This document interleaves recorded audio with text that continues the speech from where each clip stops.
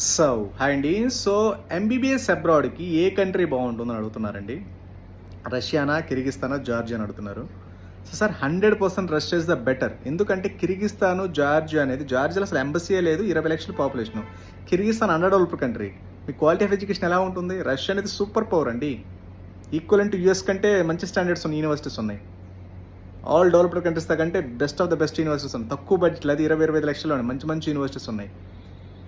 మీకు ఇండియాలో 600-700 స్కోర్ వస్తే ఎలాంటి మంచి యూనివర్సిటీస్ ఉన్నాయి. జస్ట్ మీకు నీట్ క్వాలిఫై అయినా సరే రష్యాలో అలాంటి మెడికల్ కాలేజీలు ఉన్నాయి.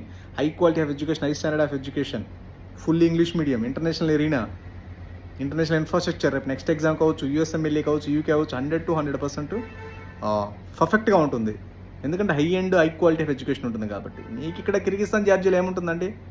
కంపేర్ టు రష్యాతో పోల్చుకుంటే 30-40 లక్షల బడ్జెట్ ఎక్కువ ఉంటుంది. క్వాలిటీ ఆఫ్ ఎడ్యుకేషన్ ఉండదు. అండర్ డెవలప్డ్ కంట్రీ, సెక్యూరిటీ ఉండదు. నథింగ్.